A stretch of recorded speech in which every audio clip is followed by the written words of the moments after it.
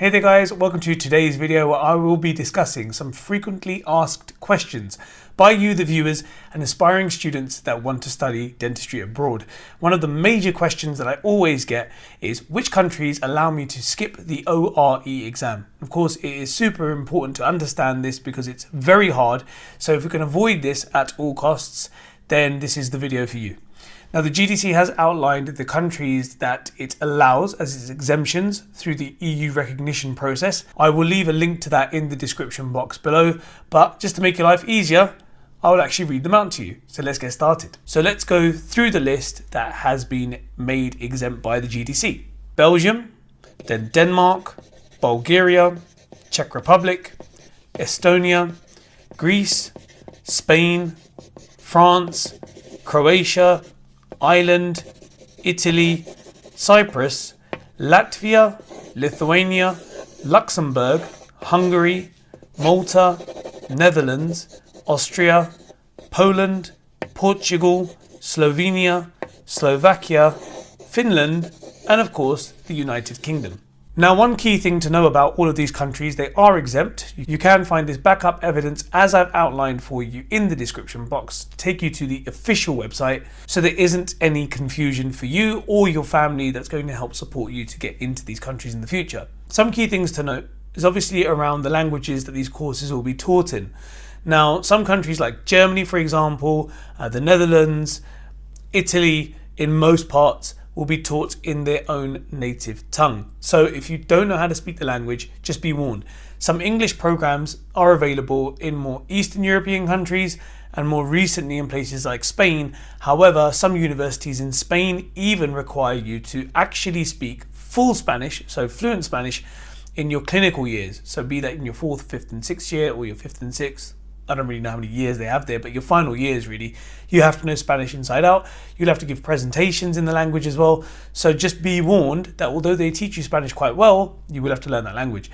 In places like Poland, Slovakia, Bulgaria, amongst some other Eastern European countries, you will be taught completely in English and you will rely on English throughout your clinical years as well, which is quite helpful. Other points to note would be the fact that some of these courses are 6 years long. So I'm at Slovakia where it is 6 years, whereas some university courses provide this entire dental degree within 5 years. So places like Lithuania and Poland, for example, are great universities that allow you to cut some time. So it might feel as though the tuition fee is a bit higher, but if you think about it, you're spending less in the long run and obviously a year less on eating out, living out, and you'll be earning that year quicker as well. So it can work out quicker for you and more effective from a cost perspective if you guys get into a 5-year course. So do shop around and just dive into the first one. Some other points to note would be around the clinical experience and the patients. Some universities within Bulgaria will require you to find your own patients. Some places like Slovakia and Poland, they will provide you the patients. So this is another thing to just keep in mind. If you want clinical experience before you return to the UK, then try to spend that little bit more to just get yourself into a uni that provides you patients. Now, I do realize that the tuition fee can vary between those universities that do not provide you with patients, so places like Bulgaria, because they might be anything from 9k upwards to about 12k in euros. Whereas somewhere like Slovakia, where I am, the current price for a dental degree is 13,000 euros a year. However, they do provide you with the patients. The same thing with Poland, for example, and Lithuania. So just keep these points in mind. Now, one of the major questions that I get again would be, well, in 2028, we're going to have a review of this EU recognition process. And the likelihood is one of two things. Either everybody is going to have to sit the ORE, so these EU exempt countries will no longer exist, or nobody will have to sit the ORE. Now let's discuss that real quick. The first one, the EU recognised countries having to sit the ORE, makes no sense. Over a third of newly registered qualified dentists last year into the UK were actually registered from the European Union. So they would have gone to universities within the EU, within the list that I basically read out to you earlier. So to lose that workforce and to make everybody have to do the ORE is nonsensical, especially at a time where the NHS is on its knees and we're basically looking for dentists through any avenue that we can.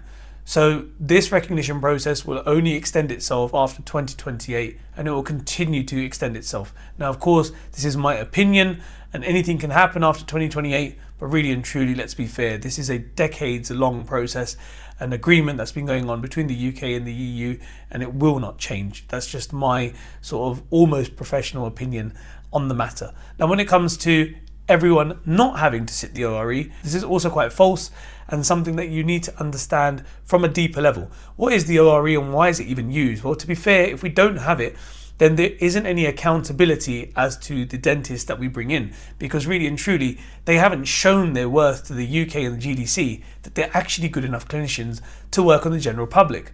So for health and safety reasons, the ORE will always be in place. In a best case scenario, I can see them increasing the number of seats that they offer to people on a yearly basis. Maybe they'll increase the number of exam dates, making it easier for people to maybe claw themselves a seat. But at the moment, it still stands at 2 parts to the ORE with limited seats and an average completion time of 3+ years.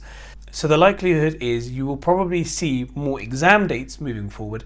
However, you're still going to be competing with so many dentists and clinicians from overseas that have been waiting for years, especially with the COVID backlog. And it just means that at the end of the day, you're competing with the most elite people around the world. It's just going to be a long, drawn out process. As I say, it can take 3+ years on average to get through all of that.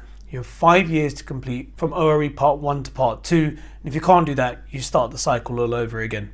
Part 2 has a very low pass rate. Because it's practically assessed, it's one of those things where even if you make the slightest mistake, you can fail the entire exam.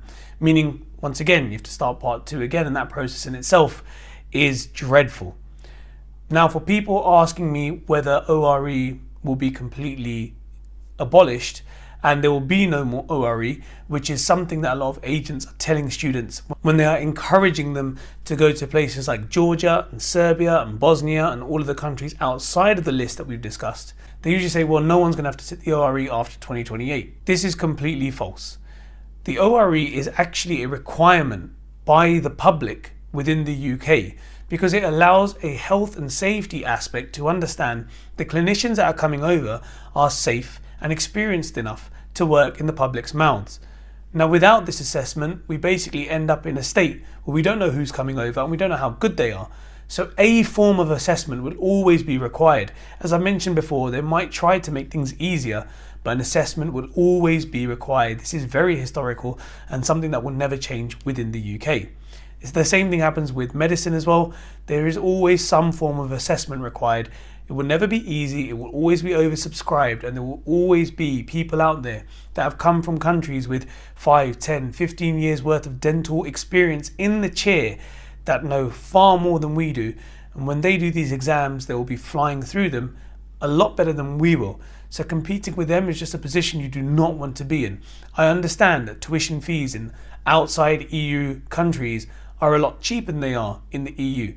However, you get what you pay for. And really, if you spend 5 years in places like Georgia, you're going to be spending that tuition fee, you're going to spend the money that you need for rent and living and flights, and at the end of those 5 years, you're not going to be anywhere closer to dentistry than you are today, but you will be 5 years older, a lot more in debt, and then obviously sitting there waiting to actually get a job after doing the ORE, which in itself is quite an investment. It's just not worth it. Try not to kind of get drawn into the sales tactics of a lot of agents out there that will say to you, well, after 2028, let's see what happens.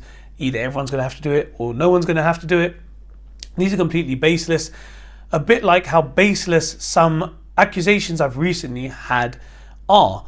And that is around me being a competitor to a lot of these agents. So I feel as though the truth that I've been giving everybody has riled a lot of people up in the agency world, because now they have sent me legal documentation to cease and desist from giving my honest opinion on these agents and helping you students to save money and make the right decision. In fact, they label me as a competitor, which is again completely baseless. I'm a student at university. My aspirations are to be a dentist. I have no interest in being an agent. I genuinely just want you guys to not make the same mistakes I did, and I want you all to be successful. So for them to say this to me is completely baseless. I am looking forward to seeing what their next response is, even to this video. They know exactly who they are, and you know, as the old saying goes, come at me, because I'm a disgruntled customer and you've let me down, and I have every right to review you in an honest fashion, and that review can go out to the public on YouTube so that people don't make the same mistakes I did and my friends did. So with that in mind, guys, feel free to get in touch with me for anything that you'd like. I'm more than happy to discuss anything with you openly or privately, or to make videos suggested by you all. And again, you can find all of my socials in the description box below. I look forward to seeing you on the next one, and as always, have a great one and see you soon. Bye bye.